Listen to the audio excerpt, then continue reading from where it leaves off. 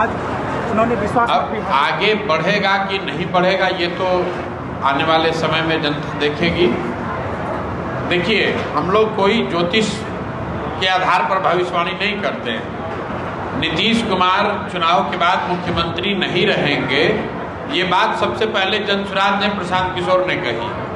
इसलिए कही कि वो स्पष्ट दिख रहा था कि नीतीश कुमार की मानसिक शारीरिक हालत अब ऐसी नहीं थी कि वो बिहार के मुख्यमंत्री का दायित्व लेकर चल सके।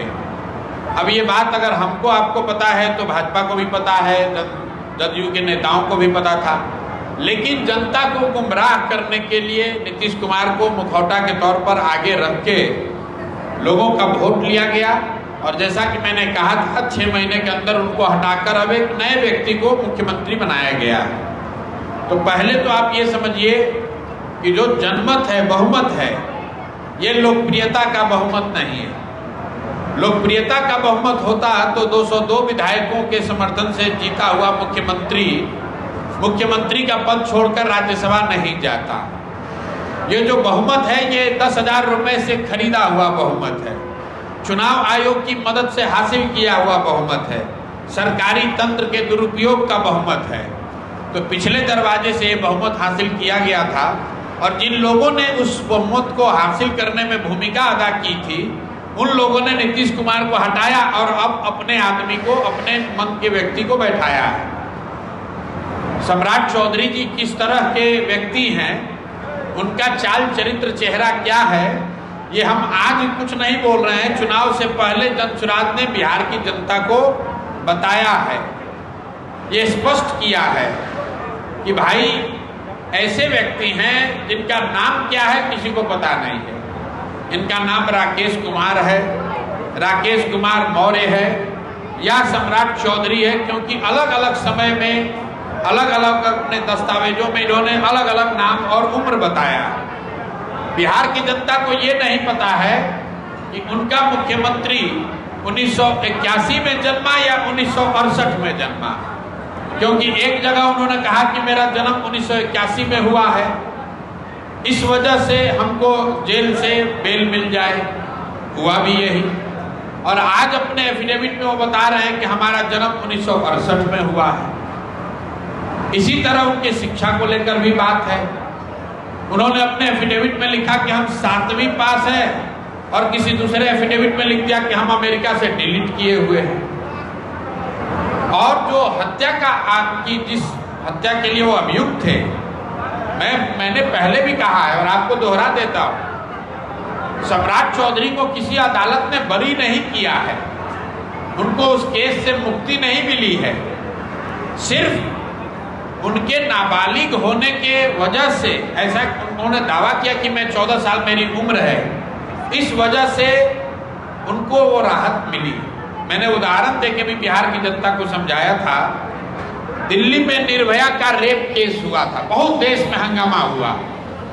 उसमें जो लोग अपराधी थे, जो रेप के अपराधी थे, उसमें से ज्यादातर लोग नाबालिग थे। उनको छोड़ दिया कोर्ट ने, क्योंकि देश का ऐसा कानून है, देश का कानून है कि बच्चे से अगर अपराध हो जाए तो उसको सुधरने का मौका मिलना चाहिए। तो यही उसी कानून का लाभ उठाकर सम्राट चौधरी जी जेल से बाहर आए। इनको कोर्ट से कोई राहत नहीं मिली। कुछ लोग बता रहा है कि कुशवाहा समाज के लोग बहुत खुश हैं कि उनके समाज का कोई आदमी मुख्यमंत्री बना है। तो मैं बिहार के कुशवाहा समाज के लोगों से पूछना चाहता हूं कि भाई, जिन 7 लोगों की हत्या की गई, वो भी तो 7 के 7 लोग कुशवाहा समाज के लोग ही थे। तो ये सारी बात जनसुराज ने आज नहीं कही, चुनाव के बहुत पहले मैंने बताया। लेकिन इसके बावजूद भाजपा ने अगर उनको मुख्यमंत्री बनाया है तो इसका दोष सम्राट चौधरी पर नहीं है, इसका दोष उन लोगों पर है जिन लोगों ने उनको मुख्यमंत्री बनाया है। नरेंद्र मोदी जी को जवाब देना है, अमित शाह को जवाब देना है, और बिहार में बीजेपी का झंडा उठाने वाले हर उस व्यक्ति को जवाब देना है कि चाल चरित्र चेहरा की बात करने वाली भाजपा, उसने कैसे व्यक्ति को बिहार का मुखिया बनाया है और तुम लोग धर्म के नाम पर मोदी मोदी का नारा लगाकर पूरे बिहार को बरगलाकर भाजपा को वोट दिलवाए हो, तो ये भाजपा के वोटरों को जवाब देने का समय है। सम्राट चौधरी खुद से मुख्यमंत्री नहीं बने हैं, उनको मुख्यमंत्री मोदी जी ने और अमित शाह ने बनाया है। और मोदी जी और अमित शाह को ये ताकत भाजपा के अंधभक्तों ने दिया है। तो बिहार के अंधभक्त ये जान लें कि अगर भाजपा का आपने वोट दिया है, भाजपा को दिलाया है, तो अब भोगिए। अब आपका लड़का गुजरात में जाकर मजदूर बनेगा और 7वीं फेल सम्राट चौधरी आपके नेता और मुख्यमंत्री रहेंगे। आप लालू यादव को कहते हैं जंगल राज, तो भाई ये तो लालू यादव के ही पार्टी के हैं, अब कैसे गले से नीचे उतर रहा है? तो जैसा कीजिएगा वही पाइएगा, गलत बोइएगा तो गलत ही पाइएगा, बोइएगा बबूल तो आम नहीं खाइएगा। ये बिहार के लोगों की नियति है, जो हमने आपने बिहार के लोगों ने अपने लिए तय किया है। हम लोगों ने तय किया है कि गुजरात का आदमी गुजरात फैक्ट्री का मालिक रहेगा और बिहार के हजारों बच्चे उन्हीं फैक्ट्रियों में मजदूर रहेंगे। ये आपने हमने बिहार के लोगों ने अपने बच्चों के लिए तय किया है, तो हम लोग के बच्चों को वो भुगतना ही पड़ेगा। पश्चिम बंगाल में एक सवाल रुकिए, पहला चरण का चुनाव कल पश्चिम बंगाल का संपन्न हो गया है, 93% मतदान हुआ है। आपको पश्चिम बंगाल चुनाव का अनुभव भी है, ये संकेत क्या बता रहा है? सत्ता में बदलाव होगा या फिर नई सरकार है? मुझे कोई जानकारी नहीं है। मैं बिहार में हूँ, बिहार में क्या हो रहा है, बिहार में क्या हो सकता है, उस पर मैं टीका टिप्पणी कर सकता हूँ।